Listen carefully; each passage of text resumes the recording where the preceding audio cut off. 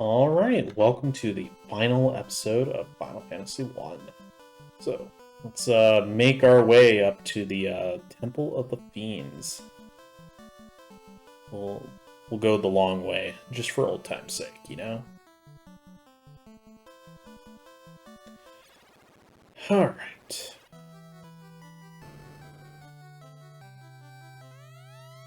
The four orbs now cover the black orb. To take a step forward is to take a step back 2,000 years.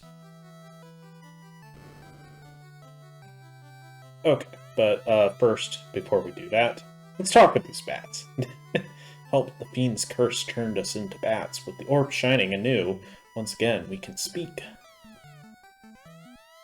The four fiends' power is rooted 2,000 years ago. When the four orbs cover the black orb in the center of the palace, the time gate can open. We are the five lost Sky Warriors. 400 years ago, we battled against the cause of the world's destruction. You must travel back in time 2,000 years. Yep, okay.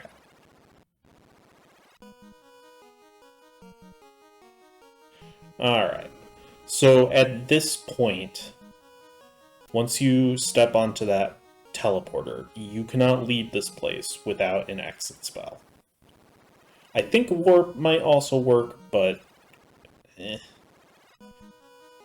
I prefer exit, so. Gas dragons. Okay, these guys are dangerous. They have poison, and they hurt. They really hurt. And you can't run away from them. So be careful and try and take them out as quickly as possible, because these guys are frustrating to deal with.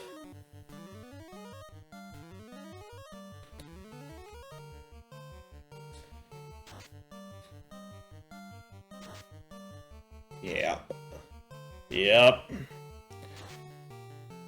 Especially if you get like 3 of them who do that in a row. Yeah, that damage adds up quickly.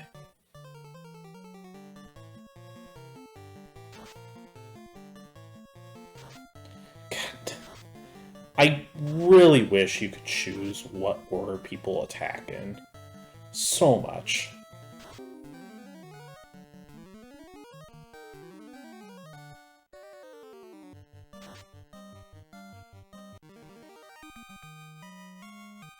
Alright, so that is the Gas Dragon.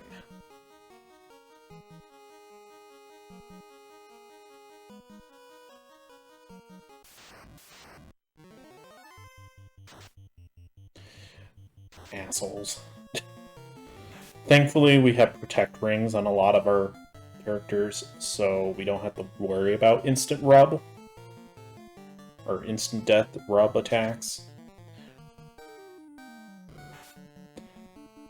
But they still do hurt. So the top 2 are mages. You can run into those in the ice cave. This bottom one is a fighter. It does not have instant death, but it does hurt still with physical attacks.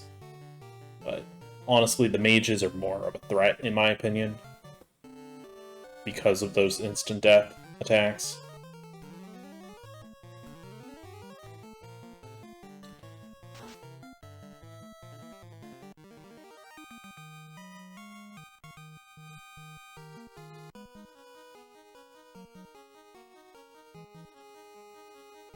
Alright.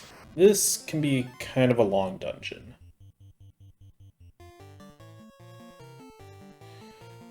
Also, if you remember, we picked up the loot from the Princess of Corneria. You need that in order to proceed in this dungeon. If you do not have an exit spell, then you kind of just have to give up. You gotta let them take you out, because it's unfortunately kind of a soft lock. Well, not quite soft lock, because you can still get out of it. But yeah, it's kind of a crummy situation.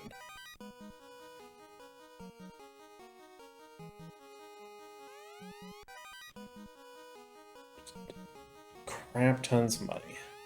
There's a stone plate on the floor. You sense something evil. You would think it would be the rod.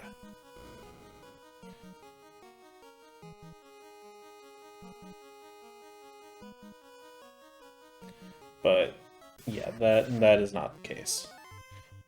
Also, the directions that I am going are the correct directions in order to get through this place, because otherwise it can get very confusing very quickly.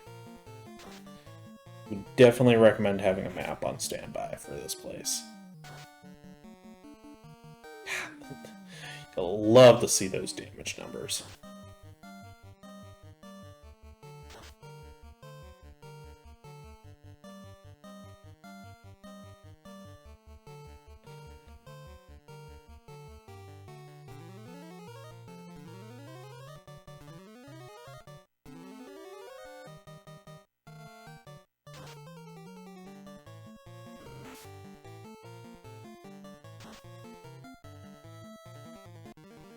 Okay.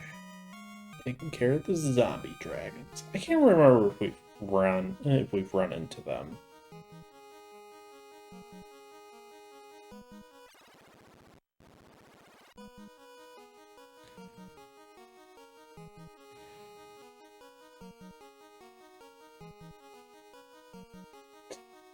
Just hear the music constantly starting and restarting.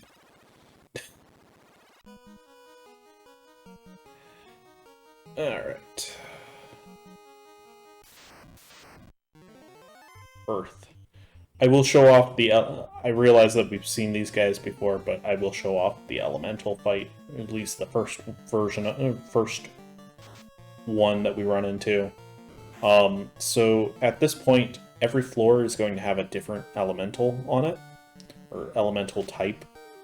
So the different enemies that we saw in that dungeon.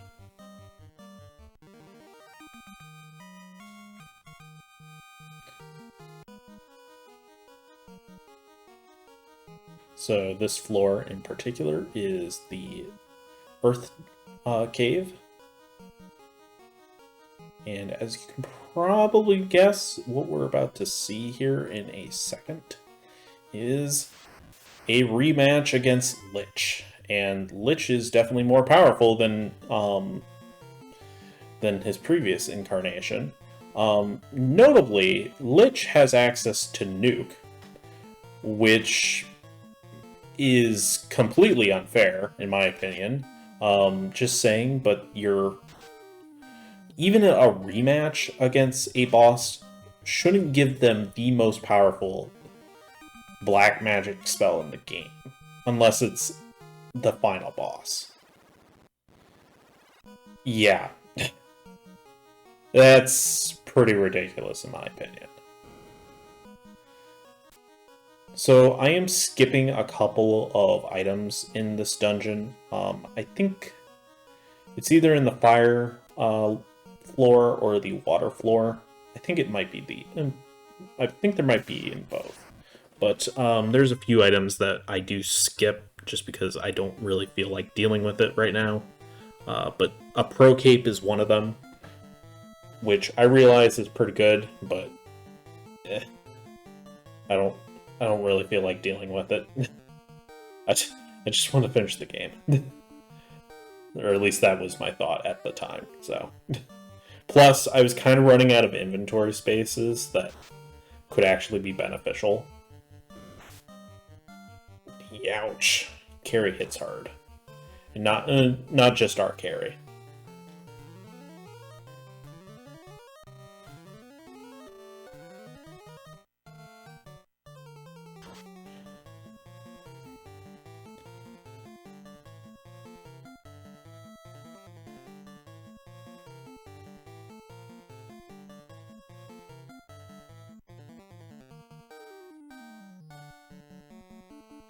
At this point, I'm just trying to conserve our spell charges as much as possible.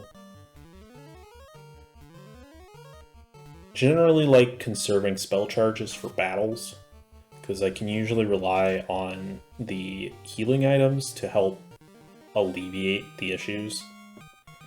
And I'm not opposed to using, like, lower tier spell charges. It's more of the higher stuff that I tend to be a bit more possessive of. So I don't really want to run out of them.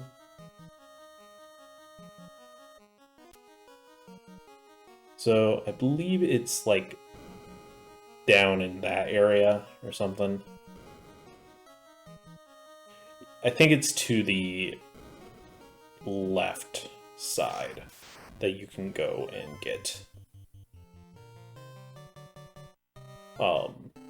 the couple of items that we're skipping in this playthrough. So again, water is actually weaker to ice.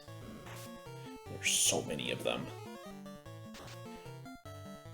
I know. My Pokemon brain tells me that they're weak to lightning, which is not actually the case. Ouch. I think in Pokemon, ice and water are...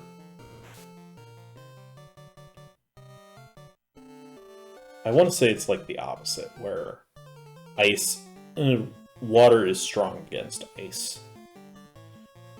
It's not like effective against ice, but ice is not effective against water.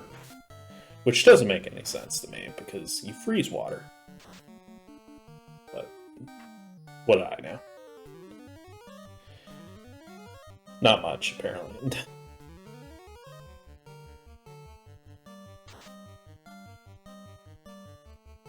Okay, let's take this thing out. I did actually move some of our items to the very top just to try and alleviate the annoying issue of having to, like, manually go down multiple. Work smarter, not harder, right? Alright, there goes the water.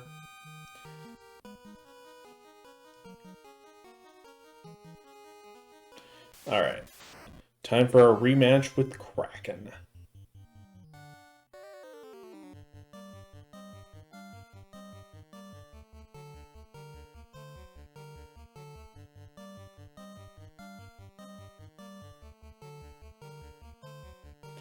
We're going to break out some lightnings to kind of help combat this thing.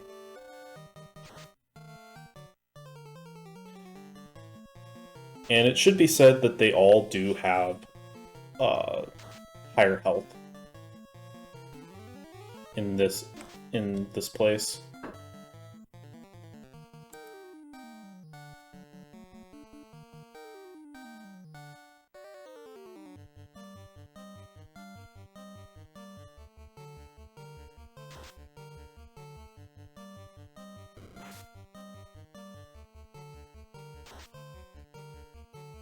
Alright.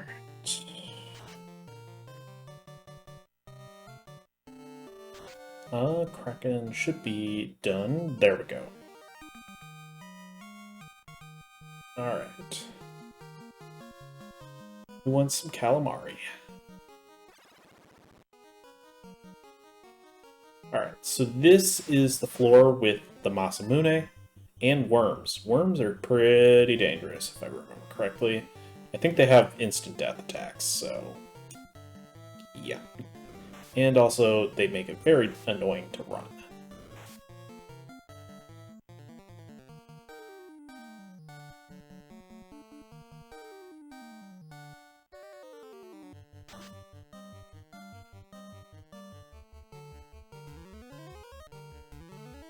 I guess it makes sense that you can't run away from a worm, because it'll just, like, burrow and then come up in front of you or something. But, eh. It'd be so nice if you could.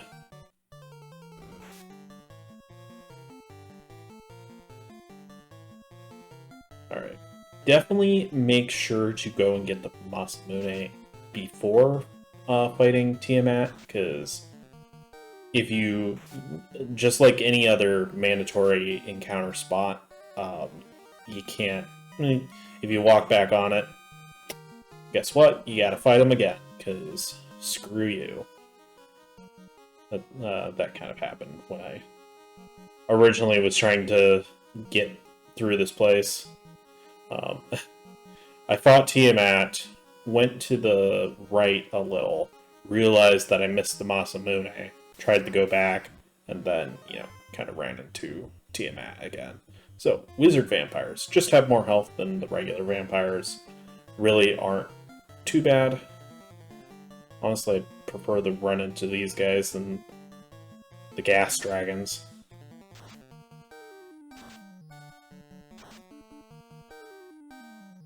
Not like in real life. Oh, well, I don't know.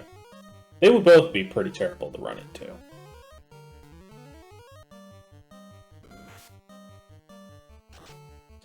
Dazzle. Thankfully, they like to waste their turns on using ineffective moves. I think it causes like a stun.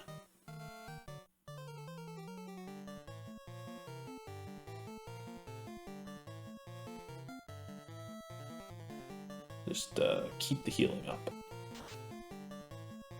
I think is the big key in this place is just try and mitigate the amount of healing that you're going to have to do outside of battle. Because ultimately, you'll only have so many healing items. Let's see. It's 30 HP or 99.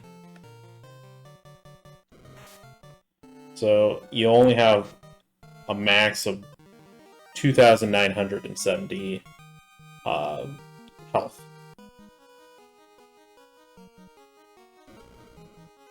Okay, there's the Masamune. And this is the best sword in the game. If you have a ninja, I'd recommend giving the ninja the Masamune and then Excalibur to the knight. But we're just going to give it to the knight because... Alright, and here's Tiamat. So Tiamat is actually probably the most dangerous one. Even though Lich has Nuke, I think Tiamat is stronger.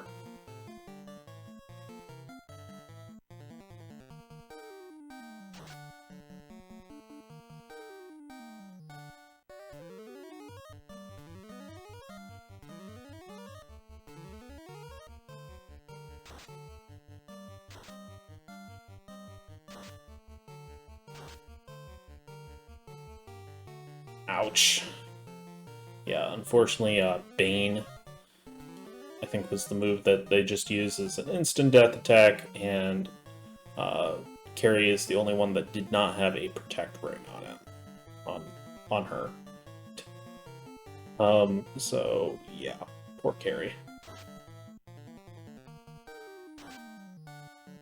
What a jerk.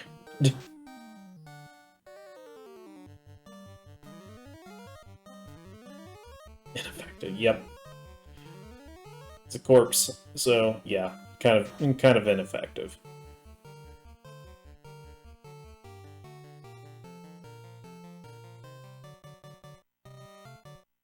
Okay. This is definitely a bit slower, not having a carry helping out here.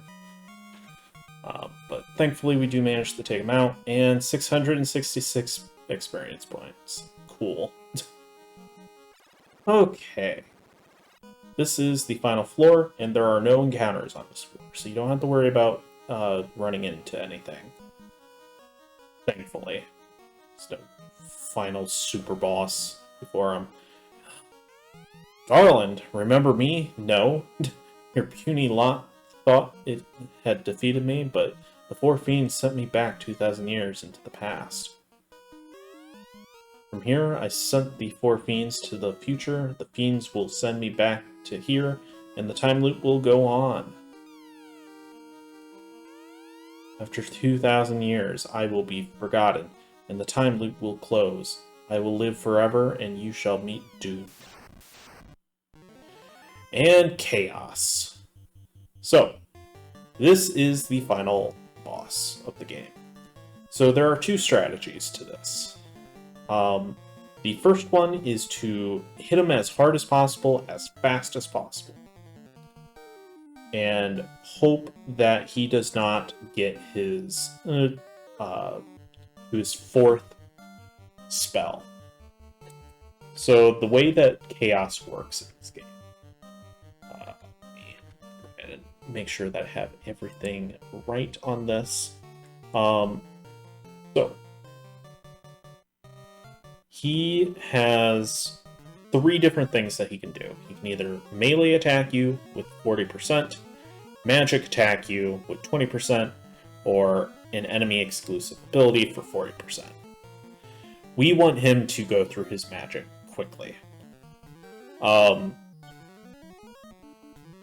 So this strategy basically is banking on that he will go through his magic quickly while we use the time to buff our party.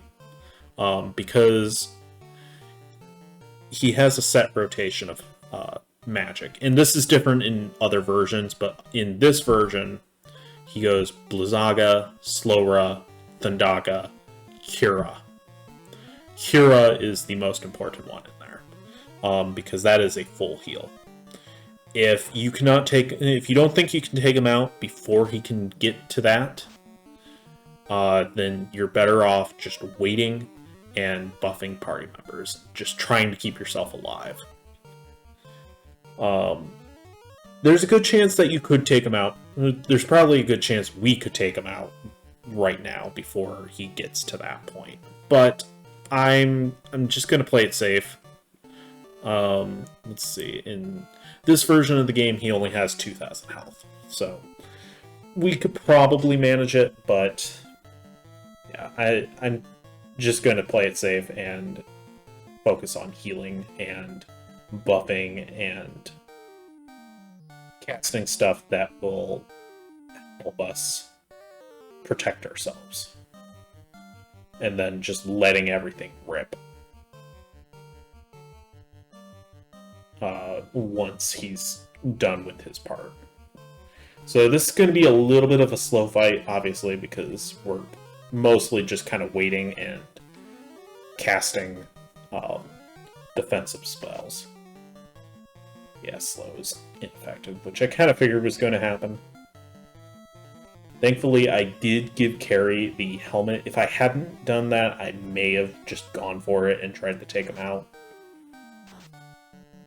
The problem is that you don't know how quickly he's going to go through his spells. Because he could spend a bunch of turns just doing attacks and his enemy abilities, which are pretty dangerous, should be stated. So it might not be worth it to you to stay in the fight that long. Oh, my bad. The NES version has different percentages on the probability. So magic is actually 50%, while attack and enemy abilities are 25%. My apologies, I was looking at the wrong one. So he's even more likely to go through his magic quickly than in the version that I was looking at, which is the Pixel remaster and the Dawn of Souls version.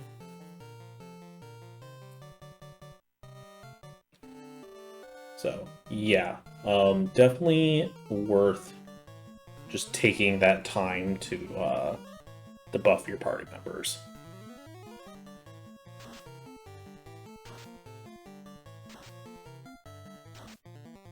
Thankfully, Crack was ineffective. I don't know what that is considered. Crack? Okay, that's his first enemy ability. I don't know what that does.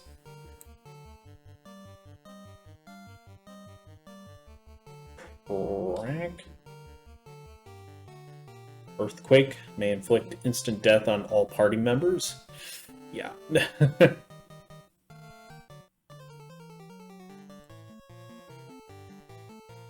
Yeah, he has some pretty nasty enemy abilities, that's for sure. I'm trying to find, like, something that we can use that's actually, helpful. is the thing.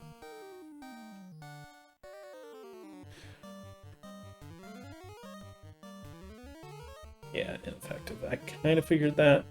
He can cast slow, which does get rid of the whole quick or fast, so it is worth, you know, using it in a little bit. Carrie is stunned, which is not ideal.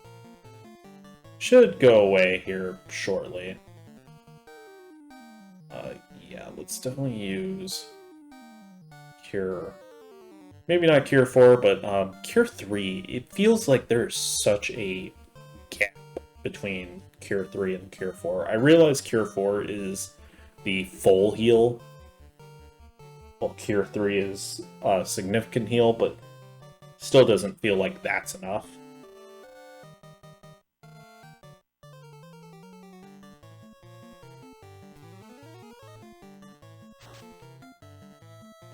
Okay, so yeah, that was slow. That is his third magic. So the next one will be Cure 4. So at this point, we probably could have taken him out had we started right away, but it's fine. I think it's perfectly reasonable to play it safe with this guy, because it doesn't take much, and especially if you unload everything right at the start, and he gets his Cure 4 off before you can take him out. That's a lot of time and resources that you just poured in, not buffing up your party, to then have to deal with the rest of his nonsense. Because the last magic that he uses is Nuke. Inferno is pretty dangerous, if I remember correctly.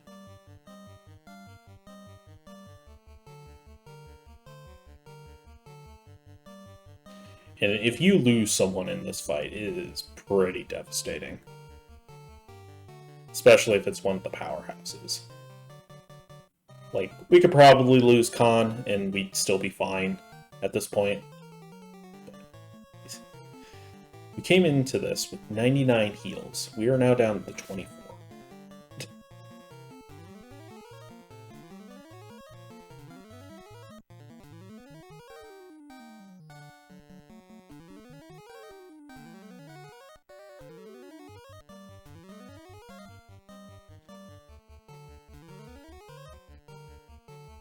Trying to keep the fighters as high on health as we can here.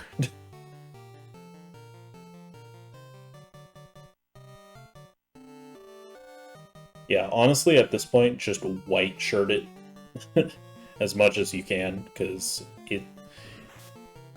Yeah, the fact that he just missed an attack, a physical attack like that, that is the power of the white shirt. I think it's actually like a white robe or something like that, but it's kind of funny to think it's just a plain white t-shirt that you just hold up and... Ugh, can't hit him now.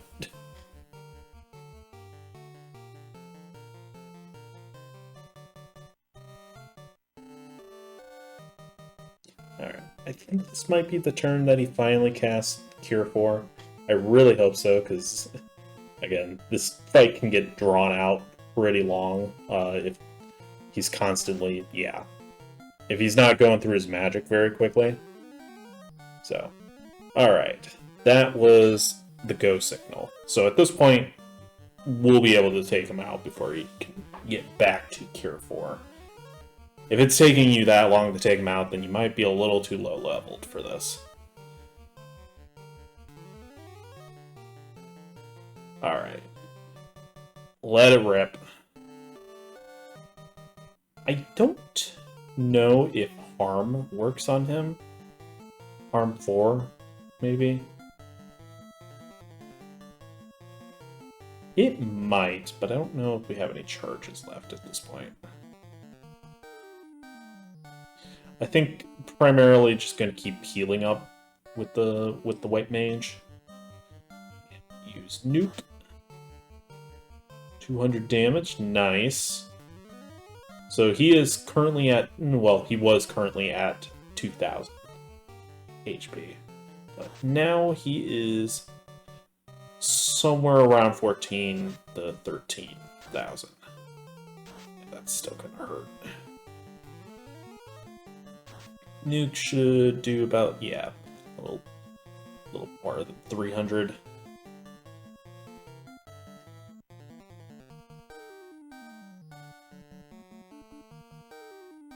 Like, I don't know who to really use it on, because no one's quite at the critical stage, but also it might only take, you know, one bad magic or enemy ability to take him out, so... And honestly, the fighter is our best shot. And does Khan get the final one? He does. Do. And that is it for Chaos. Yeah, so two different strategies for it. Either take him and try and take him out before he can use Cure, or wait him out until he uses it, and then just unload on him. It's up to you how you want to do it. We probably could have done it the other way and would have been perfectly fine, but I, again, preferred to play safe than sorry. And, yep. The time loop is now broken. The 2,000-year-long battle is over. Peace prevails. And let me say, this is a long credit sequence. Control of the four elements, the earth, the wind, the fire, and the water, again, belongs to the earth. Garland's hatred burned for 2,000 years. That hatred led the four powers to this world. Chaos was created from those four.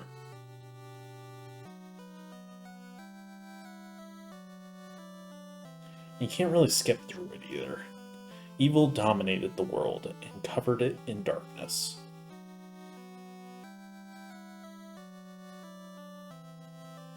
But it is over now. Wrong has been set right.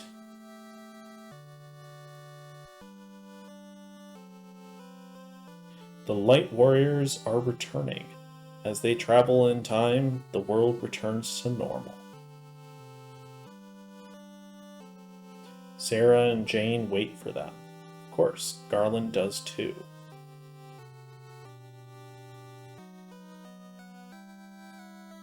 But when did it ever happen?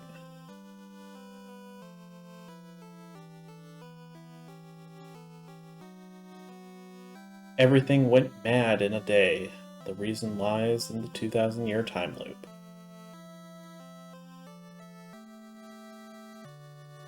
The four chose to become one force and fight against the four evil forces that set darkness upon the world. When the four return, it will be to their past, and all signs of the battle with the forces will be erased. But the legend will live on, passed down by the dwarves, the elves, and the dragons. Passed on by peoples unsure where the story came from.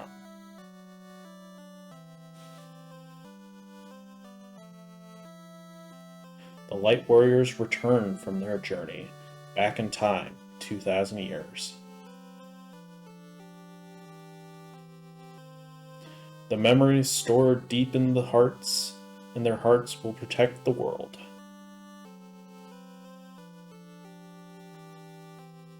Never forget the good and true.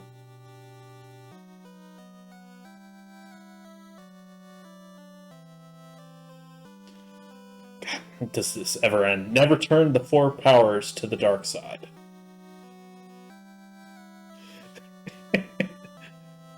And truth will always live in the hearts of the people. Aw, so sweet. The warrior who broke the 2000 year time loop is truly a light warrior. That warrior was you. May the orbs always shine.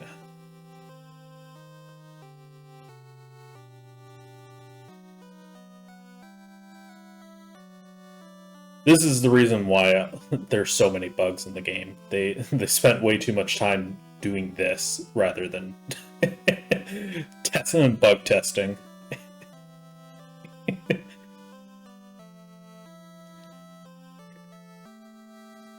Just like the rest of the credits, it is overly drawn out.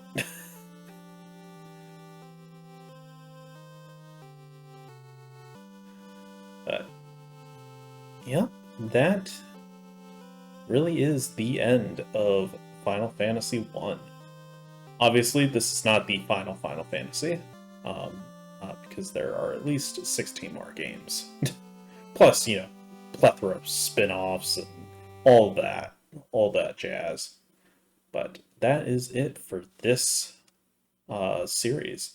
So, thank you all for watching, and I will see you guys in the next Let's Play.